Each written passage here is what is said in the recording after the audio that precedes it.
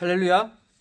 말씀 나누도록 하겠습니다. 말씀은 누가복음 6장 46절부터 49절까지 말씀입니다. 제가 봉독해 드리도록 하겠습니다. 너희는 나를 불러 주여 주여 하면서도 어찌하여 내가 말하는 것을 행하지 아니하느냐. 내게 나아와 내 말을 듣고 행하는 자마다 누구와 같은 것을 너희에게 보이리라. 집을 짓되 깊이 파고 주추를 반석 위에 놓은 사람과 같으니 큰 물이 나서 탕류가 그 집에 부딪히되 잘 지었기 때문에 능히 요동하지 못하게 하였거니와 듣고 행하지 아니하는 자는 주추 없이 흙 위에 집 지은 사람과 같으니 탕류가 부딪힘에 집이 곧 무너져 파괴됨이 심하니라 하시니라. 아멘. 말씀의 제목은 어떻게 지어진 집인가입니다. 이 말씀을 이 어떻게 집에 대한 이야기를 할 건데요. 이 오이코스라는 이 단어를 통하여 집에 대해서 이야기하겠습니다. 집을 뜻하는 오이코스라는 단어가 있어요. 그래서 첫 번째, 오이코스 첫 번째로 어떻게 지어진 집인가.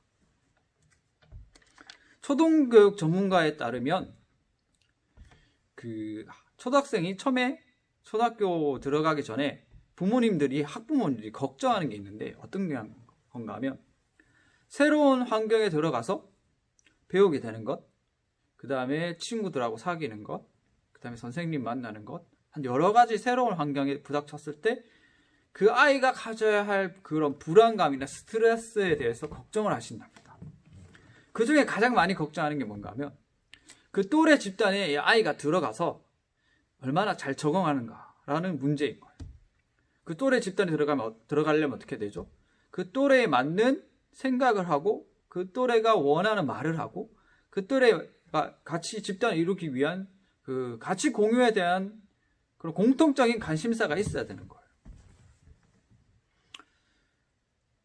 그래서 이제 아이가 이제 거기 잘 들어가냐 안 들어가냐 해서 이제 부모님들 걱정을 하는 거죠. 우리 학교 생활을 돌아보면 그렇지 않습니까? 우리 친구들하고 어울릴 때 그런 것들을 잘하는 친구들은 친구가 많고 여러 사람하고 잘 어울리고, 그런데 그렇지 않은 아이들은 혼자 있고, 그렇지 않습니까? 그래서 학교에서 그 왕따 문제가 되게 심각하게 다뤄지는 이유가 이걸 이제 잘 못하면 거기서 소외되고 이제 나쁜 생각, 부정적인 생각을 하는 거예요. 특히나 그런 어린 시절에는 그런 또래 집단에서 자기가 소속됨으로 말미암아 거기서 자기를 찾고 안정감을 누리면서 그런 이제 동질성 그런 것을 이제 얻어가면서 이제 살아가잖아요. 그게 안 되면 사회성도 떨어지고 이제 나중에 어른이 돼서도 문제가 되는 거죠. 그 또래 집단 들어가서 자기를 찾는 거. 그 같은 것을 추구하는 그런 집단을 성경에서 예수님은 바로 집이라고 말씀하셨습니다. 그 집을 헬라어로 이야기하며 오이코스라고 이야기하는 거예요. 오이코스. 48절 말씀 함께 읽어보겠습니다. 집을 짓되 깊이 파고 주추를 반석 위에 놓은 사람과 같으니 큰 물이 나서 탕류가 그 집에 부딪히되 잘 지었기 때문에 능히 요동하지 못하게 하였거니와. 여기서 예수님께서 말씀하신 이 집이라는 단어를 정확하게 말하면 오이키아예요. 오이키아. 제가 헬라어에 대해서 얘기하는 그런 그렇게 썩 좋아하지 않거든요. 왜냐하면 이 단어를 드러냄으로써 뭔가 내가 이것을 알고 있다는 지식을 드러내는 느낌이 많이 나기 때문에 설교에서 헬라어를 거의 한 적이 없어요, 제가. 근데 오늘 이렇게 특별히 말씀드리는 이유는 뭔가 하면 이 설교 제목에 있는 오이코스라는 걸 이제 첫 번째, 두 번째로 이야기해야 하기 때문에 이렇게 특별하게 헬라에 대해서 이렇게 좀 더 중점적으로 이야기하고 있는 겁니다. 양해해 주시고 들어주시기 바랍니다. 이 오이코스라는 단어를 당시 로마 사람들, 그러니까 로마 문화가 퍼져 있는 그 시대에서 이야기하면 사람들이 뭘 떠올리는가 하면 그 집안의 도면을 떠올립니다. 집안의 도면. 그 아파트 전단지에 보면 그 아파트가 어떻게 생겼는지 그 도면 있잖아요. 여기 거실 있고 여기 방이 있고 이런 게 있잖아요. 사실 로마사에도 그런 도면이 있었는데 각자의 가족 구성원들 간에 방이 있고 그 다음에 구성원들이 함께 모일 수 있는 공간이 있는데 그 공간을 바로 오이코스라고 이야기하는 겁니다. 그 사람들 그래서 그 도면을 떠올려요. 가족들이 함께 모일 수 있는 공간. 그 공간 오이코스. 그걸 예수님께서 집이라고 표현한 거예요. 그러면 이 오이코스가 어떻게 시작됐는가부터 말씀을 전하도록 하겠습니다. 이 오이코스란 말이 어디서부터 시작됐는가 하면 창세기 2장 22절에 보시면 하나님께서 아담의 갈빗대를 취해서 하와를 만들어요. 그때 하와를 만들다라는 단어가 바로 그 오이코스란 단어를 동사로 변형해서 건설하는 오이도메우라고 해서 집을 건설할 때 쓰는 건설하다라는 단어로 쓰는 거예요. 그렇죠. 여자를 창조하셨는데, 여자를 만드셨는데 하나님께서 건설하다는 단어를 쓰신 거예요. 그래서 이걸 좀 더 정확한 의미로 보면 어떤 거였죠? 아담이 있고 하와가 있으니까 이게 가정이 된 거죠. 하나님의 집안이 된 거예요. 그래서 오이코스라는 단어는 거기에 쓰였고, 이제 그런 맥락으로 보시면 이제 그 아담으로부터 아브라함 그리고 야곱 12지파 해갖고 이제 이스라엘 국가가 형성되는 게 바로 하나님의 집의 개념으로 보시면 되는 거예요. 그 하나님의 집으로 이렇게 만들어져 왔던 그 국가가 예수님이 오셨을 때 예수님의 눈에는 하나님의 집으로 보이지 않는 거죠. 그러니까 예수님께서 말씀하고 있는 거예요. 집에 대해서 얘기하고 있는 거예요. 이미 집의 역사가 있는데도 불구하고 예수님의 눈에는 이곳이 하나님의 거하는 집이 아닌 거죠. 이스라엘은 그런 역사를 많이 반복해 왔습니다. 그 12지파가 있을 때 12지파가 이게 국가를 형성할 때 어떻게 하냐면 중간에 성막이 있었죠. 거기 성막 안에 뭐가 있죠? 언약궤가 있어요. 언약궤에 하나님이 영광으로 빛으로 임하시면 거기 제사장이 들어가서 하나님과 교제하고 하나님의 말씀을 듣고 거기서 힘을 얻고 그 살아갈 방도를 찾는 거예요. 성성 중심의 사회였어요. 제사 중심의 사회, 공동체. 그런 공동체였는데 하나님께서 거기에 거하지 않으셨을 때가 있었어요. 어떤 때인가 하면 사무엘상에 보시면 블레셋하고 싸우는데 언약궤를 갖다 놓은 거예요. 언약궤를. 얘들이 거기에 정말 하나님 임재하는 거 알면서도 그걸 갖다 놓은 거예요. 어떻게 해요? 사회가 타락했으니까 하나님을 전쟁의 도구로 쓰는 거예요. 전쟁에 나가기 전에 우리가 정말 그 전쟁에 이길 수 있도록 하나님께 빌고 하나님께 제사하고 하나님을 섬기고 하나님의 답을 듣는 게 아니라 전쟁에서 밀리니까 그 언약궤를 뚝 갖다 놓은 거죠. 어떻게 됐죠? 그 하나님 안 오시니까 그냥 상자인 거예요. 그냥 블레셋에 가져갔어요. 원래는 건드리지도 못하는데. 그거 아무것도 아무 의미가 안 되니까. 그래서 예수님이 누가복음 6장에 왔을 때 집에 대해서 다시금 얘기하는 거예요. 그 에스겔 마지막에도 그렇지 않습니까? 문을 내고 담을 건설하고 집에 대해서 계속해서 말씀합니다. 이스라엘의 회복을 말씀하시면서 집에 대해서 계속 말씀하시면서 회복이 되었을 때 어떻게 된다고 하죠? 하나님께서 그곳에 거한다고. 하나님께서 그 집에 거한다고. 회복의 궁극적인 목적. 하나님이 그 집에 거하면서 그 성읍 전체에 함께 하시면서 바로 여호와 삼마라는 말로 에스겔을 끝내지 않습니까? 그거와 같은 맥락인 거예요. 예수님께서 누가복음 6장에 와서 그렇게 말씀하시는 게. 누가복음 6장 전체를 살펴보면 첫머리에 이 제자들이 안식일 날 밀밭에서 이삭을 잘라 먹습니다. 원래 안식일에 아무것도 하면 안 되는데. 그리고 예수님께서 손마른 자를 고치죠. 손마른 고치자. 거기서 이제 바리새인들이 쫓아다니면서 지적을 하는 거예요. 잘못했다고. 그리고 죽이겠다는 마음이 이렇게 커지는 거죠. 그게 잘못된 거죠. 정말 그 구약부터 시작해서 봤을 때 이 바리새인들이 이 법에 대해서 지적만 하는 것이 왜 잘못됐는가? 왜 그 사회에는 그렇게 예수님께서 집이라고 부르지 못했는가? 아까 그 예수님께서 그 블레셋 이야기했죠. 블레셋 그 영광이 안 왔다고. 그 언약궤. 이 당시에도 똑같은 거예요. 예루살렘 성전이 있었지만 구약 시대로부터 하나님이 함께 하시는 그 이스라엘은 공통적인 특징이 있었습니다. 공통적인 특징. 어떤 특징이 있었는가 하면 첫 번째로 하나님이 함께 하셨다는 거예요. 하나님이 함께 하신 거. 그 공동체를 이끌고 있는 하나님이 존재하셨다는 거예요. 이게 우리한테 가져다 주는 게 무슨 말입니까? 우리 집단을 이루는데 거기 하나님이 함께 하신다는, 하나님 살아 계신다는 거죠. 하나님이 함께하는 공동체, 그게 바로 하나님의 집이었다는 거예요. 하나님이 함께하지 않을 때 이스라엘은 항상 패배했습니다. 이스라엘은 포로로 잡혀갔습니다. 바벨론의 포로로.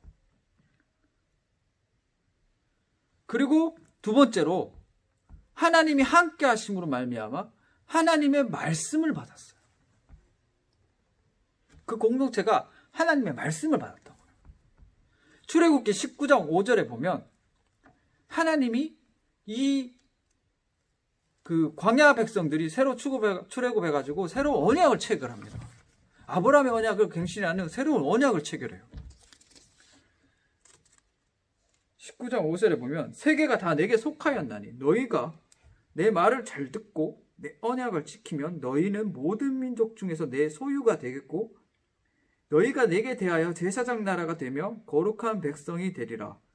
너는 이 말을 이스라엘 자손에게 전할지니라. 모세에게 하는 소리죠. 하나님께서. 하나님의 말씀이 그 공동체에 있다는 것은 단순히 모세가 하나님의 말을 공동체에 전달해서 그 소리가 울려 퍼진다는 개념이 아닙니다. 그 말씀 가지고 산다는 거예요. 그 공동체가. 내 말을 들으면.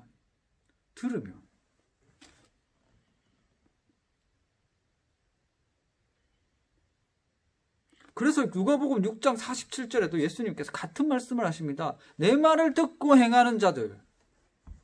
그 자들이 내 집이라.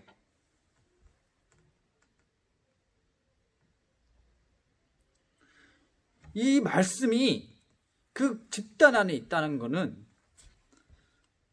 그 집단이 살아가는데 그 말씀에 모든 것이 들어가 있다는 거예요. 그 말씀의 세계관에 들어가 있는 거예요. 말씀의 세계관에. 보십시오. 우리 안에 우리가 정말 하나님 말씀 안에 있다면 우리 삶이 어떻게 될까요? 그냥 교회에서 듣는 그런 설교 말씀이 그냥 말씀을 들었어. 이게 끝이 아니고 내가 사소한 곳에서 혼자 있을 때도 그렇고 내가 가족들하고 있을 때도 친구들하고 있을 때도 그 다음에 직장에 있을 때도 모든 곳에 하나님 말씀이 있는 거예요. 그러면 숨 막혀서 어떻게 살아요? 숨 막혀 어떻게 살아요? 이거 아직 도덕적인 수준에서 못 벗어났다는 거예요. 하나님의 말씀을 그냥 지키고 뭔가 이렇게 나를 압박하고 나를 힘들게 하는 정도의 그냥 그런 도덕적인 수준이라면 그 당시에 살고 있었던 바리새인들하고 똑같은 거예요. 율법의 저주 아래 있는 거. 왜냐?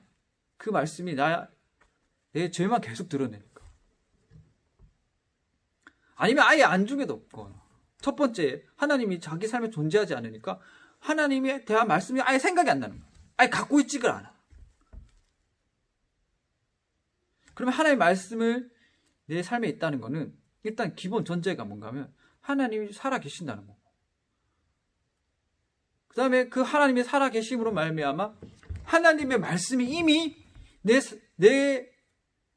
회로 안에 그냥 습득되어 있다는 거예요.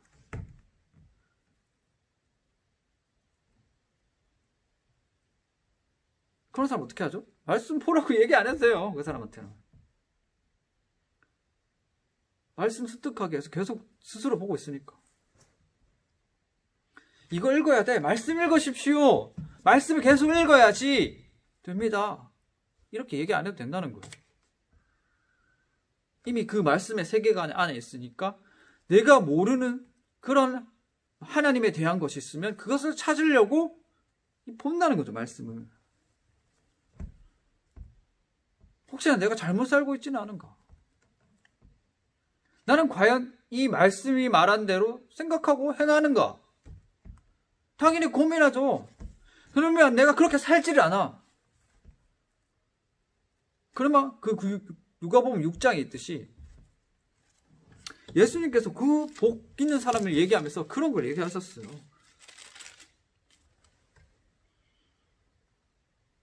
지금 우는 자는 복이 있나? 너희가 웃을 것이며. 왜 울겠어요? 내가 그 말씀을 지키면서 순종하며 말씀 세계관 안에 살아야 되는데 내가 계속 거부하니까 하나님을 대적하는 자기 자신을 발견하게 되니까 우는 거예요. 그 로마서 7장에 나와 있듯이. 그렇지 않은 사람은 하나님의 말씀이 없으니까 내가 세계관에서 부닥치는 것도 없어요. 그냥 쭉 내 소견, 내 가치관, 세상의 가치관과 딱 연결돼가지고 그냥 쭉 가는 거죠. 부닥침이 없는 거야. 뭐 말씀을 지키는 데 있어서 어려움이나 방해 이런 거 아무것도 없는 거야. 아예 습득이 되어 있지도 않고 그 세계관 안에 없는 거예요, 내가. 그래서 이런 말 있죠. 구분이 안 간다고. 구분이 안 간다. 말씀이 없는 거예요. 말씀 들으면 그게 끝이다. 아니에요. 여기서 행하는 거는 예수님이 행했다 이렇게 행하는 자라고 이렇게 표현하신 거는 사실 내가 듣고 이거 해야지 하고 이렇게 행하는 그 행함이 아니에요. 말씀으로 이루어진 그 세계관 안에 내가 살고 있냐 그거예요.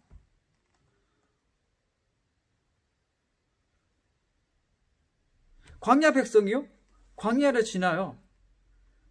광야에서 그 이스라엘 민족만 있는 게 아니라 여러 민족이 있었어요. 그 여러 민족하고 사는 법이 다른 거예요. 한 번 섞인 적 있었어요. 다른 민족들하고 섞였어요. 어떻게 됐죠? 저주받고 땅에 들어서 다 죽었어요. 다 죽었어. 광야 백성은 하나님의 법을 따라야 돼요. 그 하나님의 집이니까. 함께 사는 집이니까.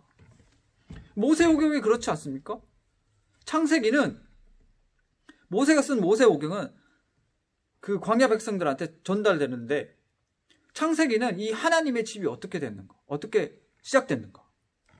그 다음에 출애굽기는 그 하나님의 집으로서 하나님과 어떤 말씀을 언약을 체결하였고 말씀을 받았고 그 말씀을 어떻게 지켜나가는가에 대한 그런 얘기를 하고 있잖아요. 그 다음에 레위기는 뭐죠? 레위기는 그 하나님이 지켜야 할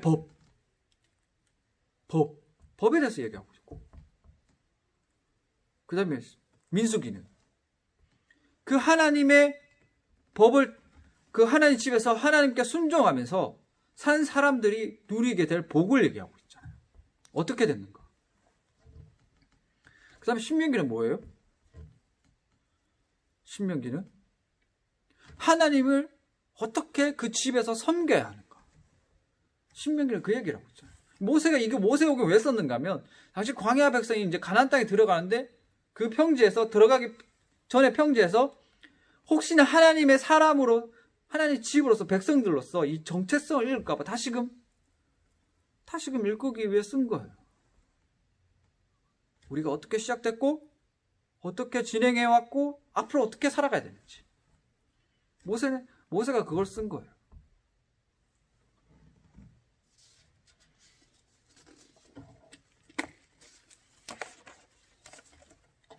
그래서 첫 번째가 하나님이 존재해야 된다는 거, 살아 계셔야 된다는 거, 그 집단에서. 두 번째가 하나님의 말씀을 받아야 된다는 거. 세 번째가 뭔가 하면 그 하나님의 말씀을 받은 자들은 하나님의 택함을 받았다는 거예요. 하나님의 택함. 그 이스라엘 민족들, 아브라함이 갈대우르에서 부르심 받았어요. 그 다음에 12지파, 야곱으로부터 12지파가 나오죠.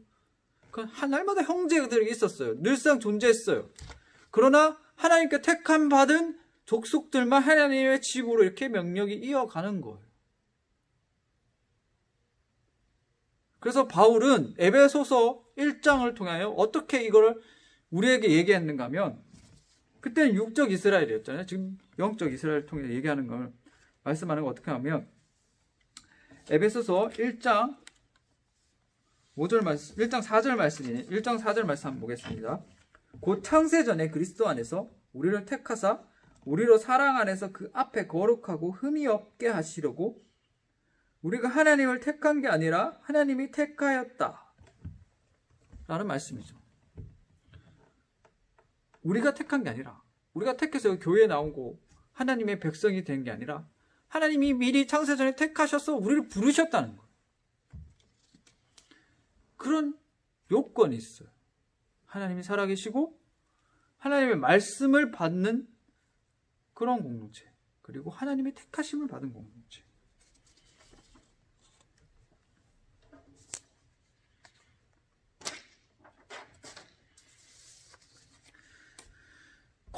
커뮤니티란 말이 있지 않습니까? 그 집단이 모이게 된 목적이 있고, 그 집단이 공유하는 내용이 있고, 그 집단이 추구하는 목표가 있어서 그 집단의 색깔을 나타내는 거. 우리 인터넷상에도 많지 않습니까? 동호회, 무슨 동호회. 갤러리도 있잖아요. DC 인사이드라는 사이트에. 물론 저는 가입 안 했지만, 하여튼 여러 가지 인터넷 사이트에 갤러리나 뭔가 동호회나 무슨 카페나 그런 커뮤니티가 있지 않습니까? 그 사람들 왜 모일까요? 같은 색깔을 가진 사람이 같은 뜻을 추구하고 같은 것을, 좋은 것을 공유하는 거예요. 커뮤니티에 들어가면 내가 이런 걸 해봤다라고 막 공유하잖아요. 그러면 우리 교회 공동체는 뭘로 모였죠? 뭘로? 왜? 하나님이 모으신 거예요. 하나님이 어떻게? 예수 그리스도의 보혈로 모으신 거예요. 이스라엘은 이 하나님의 집을 명명을 이루어오는 데 있어서 한계점을 많이 드러냈습니다. 늘상 반복했어요. 같은 패턴이 있었어요. 어떤 패턴이죠? 멸망하는 패턴? 하나님을 대적하는 거예요. 하나님이 안중에도 없어. 그러면 망하고, 다시금 울면서 회개하고 뭐 선지자를 보냈을 때 다시금 하나님께서 불쌍히 여겨 세우면 또 망하고. 왜 그렇죠? 죄에 대한 인간의 한계점을 드러내는 거예요. 그래서 예수님이 오셔가지고 여기에 종집으로 찍으신 거예요. 내가 이 성전을 허물고 3일 만에 다시 일으키겠다. 그 죄값을 자기가 치르시고, 6월절에는 문설주에 어린 양의 피를 발랐지만, 지금 우리는 예수님께서 자신의 피로 우리를 사신 거예요. 그리고 집을 지으셨죠. 어디에다 지으셨죠? 우리 안에. 이 안에 이제 성령님께서 내주하셔서 사시는 거예요. 우리가 하나님 집인 거예요. 예수님을 믿고 우리가 하나님이 거하시는 집이 된 거죠. 예수님께서 건설하신 거예요. 그래서 이 누가복음 6장에 그렇게 얘기하죠. 주춧돌이. 주추가 있는 집, 주추가 없는 집. 예수님을 모퉁이돌이라고 하지 않습니까? 이 반석인 거예요, 반석. 그때 마태복음 16장에 베드로 보고 예수님께서 이렇게 말씀하십니다. 내가 반석 위에 교회를 세우리니. 베드로라고 말씀하시면서 반석 위에 교회를 세우니 음부의 검새가 흔들지 못할지다. 그때 교회를 세우다 할 때 세우다 이 건설하다가 바로 오이도메우, 오이코스로 나오는 단어예요. 교회를 세울 것이다. 밑에 예수님이 안 계시니까, 예수님으로부터 출발을 안 하니까 하나님의 존재를 인식하지 못하는 거예요. 왜? 죄가 눈을 가렸기 때문에. 그래서 어디다 집을 지어요? 흙 위에다 집을 지어요. 흙 위에다가. 집을 짓되 깊이 파고 주추를 반석 위에 놓은 사람과 같으니 누가복음 6장 48절입니다.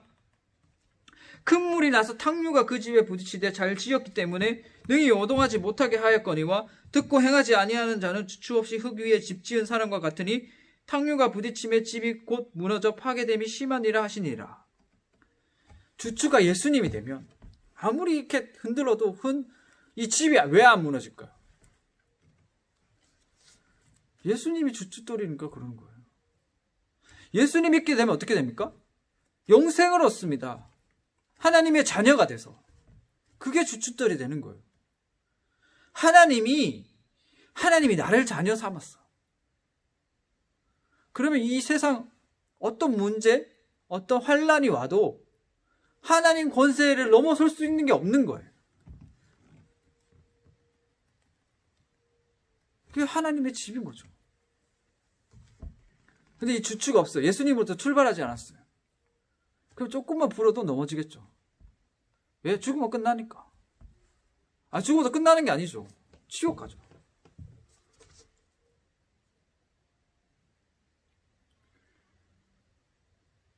예수님이 지으신 집. 오늘날 이 집이 어떠한 모습을 가지고 있습니까? 이 오이코스에 대한 첫 번째 말씀, 이 집이 어떻게 지어졌는가? 어떻게 만들어진 집인가?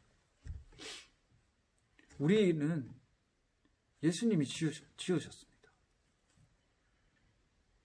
예수님이 지으셨다는 것은 하나님을 알고 하나님께 속하였다는 거예요. 예수님의 목숨값으로 우리가 시작됐는데, 우리 집이 시작됐는데, 우리 교회 안에서는 그런 하나님의 색깔이 드러나고 있는지. 예를 들어서 그런 게 있습니다. 교회 안에서 반주를 하는 사람이 있어요. 근데 반주만 하고 집에 가. 이 사람 왜 그럴까요? 이 사람 하나님의 집이라 부를 수 있을까요? 왜 예배를 안 드릴까요? 생각해 보셨습니까? 왜 이 사람이 예배를 안 드릴까? 물론 답은 금방 떠오릅니다. 예수님 믿지 않으니까. 아니면 아직까지 그 믿음으로 열매가 맺히지 않았으니까. 그렇게 얘기할 수 있습니다. 근데 분명한 거는 이 사람 삶 속에 하나님이 존재하지 않는 거예요. 그 하나님의 집으로서 갖춰야 할 조건 세 가지 있었지 않습니까? 하나님이 살아계신다는 거. 그 다음에 그 살아계신 하나님으로 말미암아 말씀을 받는다는 거. 그 말씀을 받는다는 게 뭐예요? 믿음으로 하나님의 말씀이 여기 수납되는 거예요. 그래서 모든 세계관 안에 하나님 말씀 안에서 내가 살아가고 있는 거죠. 세 번째 뭐죠?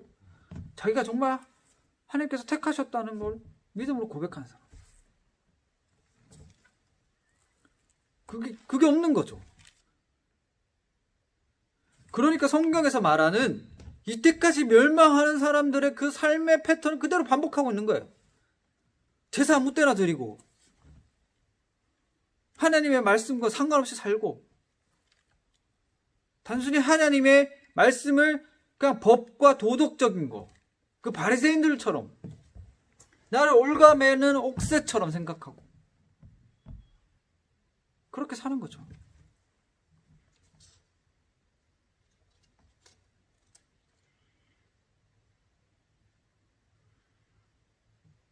(100년) 전까지만 해도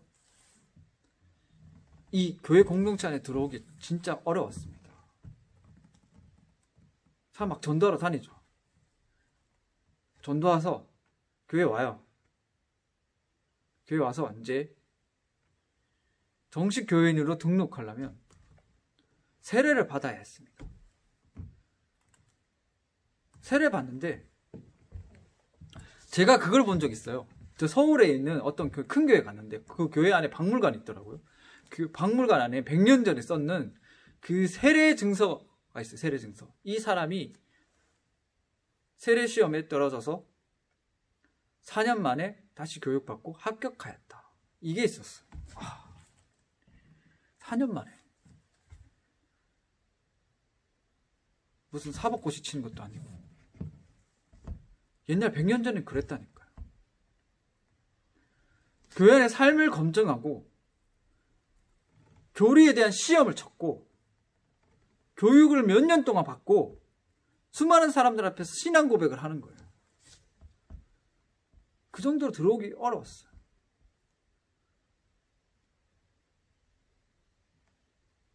그 정도로. 그래서 그 사람이 이제 만약에 세례를 받는다 생각해 보세요.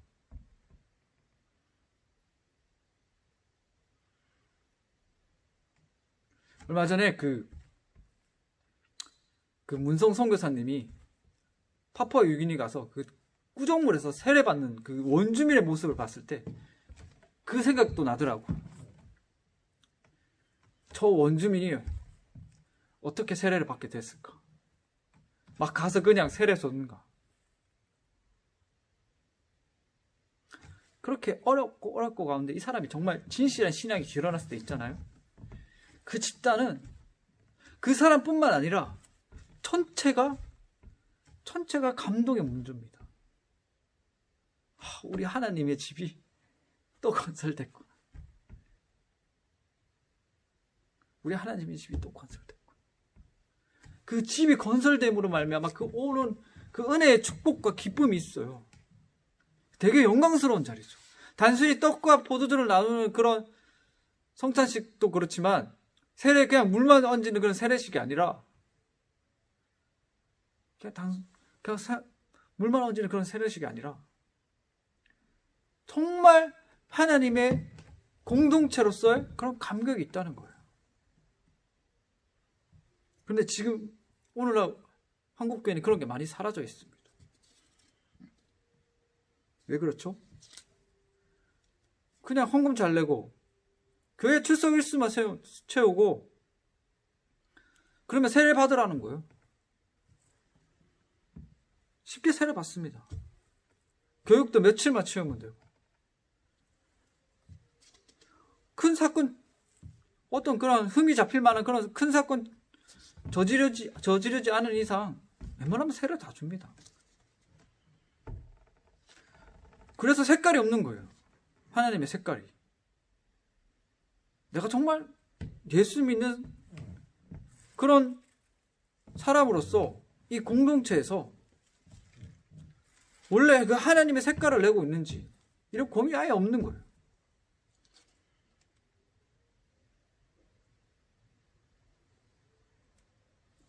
동아리하고 뭐가 다른가? 오히려 동아리가 낫지 않습니까? 음악 동아리면 음악을 하잖아요. 음악에 대해서 더 나은 음악을 대해서 추구를 하고 음악 동아리 오면 음악에 대해서 얘기를 하잖아요. 음악에 대해서 공유를 하고. 근데 하나님의 집에 왔는데 하나님의 집들이 모였는데 하나님에 대해서 얘기를 하지 않는 거야. 하나님에 대해서 어떤 것도 공유하지 않아. 하나님의 집에 왔는데 하나님에 대한 게 하나도 없어요.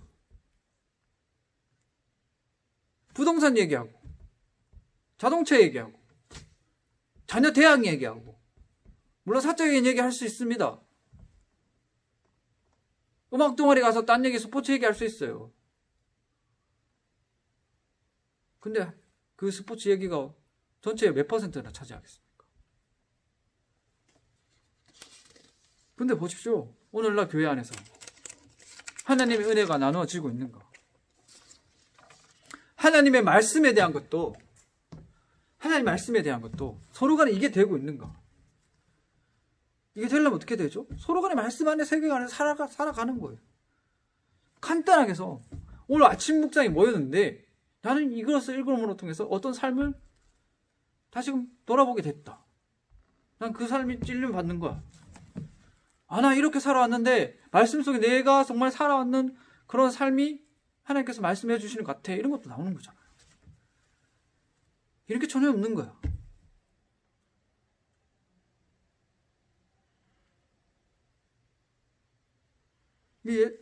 하나님의 은혜를 나눌 수 있는 게 얼마나 축복입니까?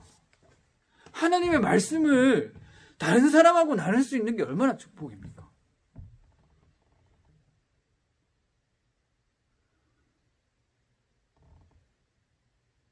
하나님 예수님 믿고 산다는 거 쉽지 않은 길이잖아요. 좁은 길이라고 했어요. 그로 받는 피해나 어려움 같은 게 많지 않습니까? 그런데 그런 피해를 같이 받는 사람들이 나 또 존재하는 거야. 같이 모였을 때 어떤 시너지가 발생할 거야. 같이 하나님을 좋아하고 같이 하나님을 섬기고 같이 하나님 영광 받으면서 서로 간에 이제 하나님께서 내 삶에 간섭하였는 그 얘기를 하는 거예요. 근데 하나님의 집이라고 모였는 이 공동체가 그런 게 전혀 없는 거예요.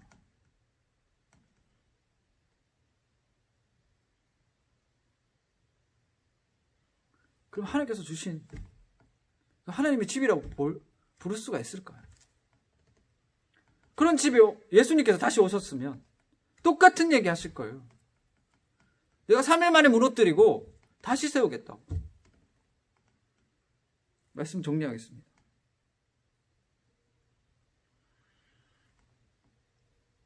하나님 은혜 나을 수 있는 것. 그 하나님의 집으로서 가족 구성원들이 모일 수 있는 그 공간. 세상 살기 얼마나 힘듭니까?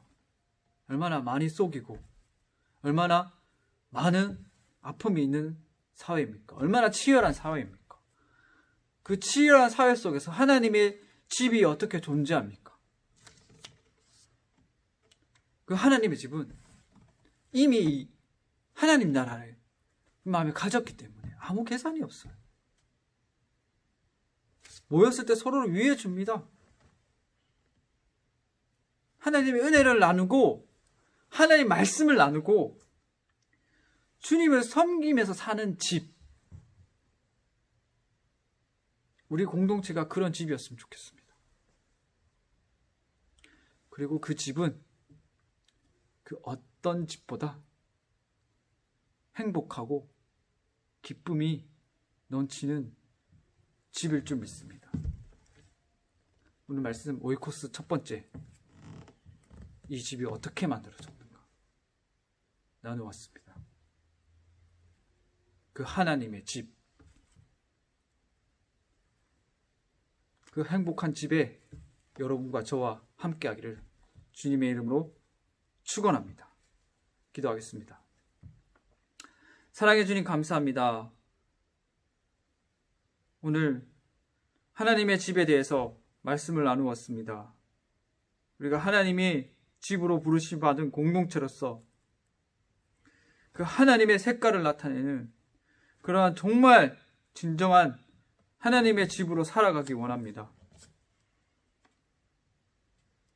서로 간에 싸우고 분열하고 죄를 짓고 하나님하고 아무 상관없이 사는 게 아니라 정말 하나님을 드러내고 하나님을 나타내고 하나님을 공유하고 서로 나누고 서로 현합하는 그런 공동체가 되게 하여 주옵소서. 하나님의 말씀이 살아있는 공동체가 되게 하여 주옵소서. 감사드리며 우리 주 예수님의 이름으로 기도드렸습니다. 지금은 우리 주 예수 그리스도의 은혜와 만극하신 하나님의 사랑과 성령님의 교통하심의 역사가 하나님의 집으로 부르심 받은 우리 모든 성도들 머리 위에 이제로부터 영원토록 함께 있을지어다. 아멘.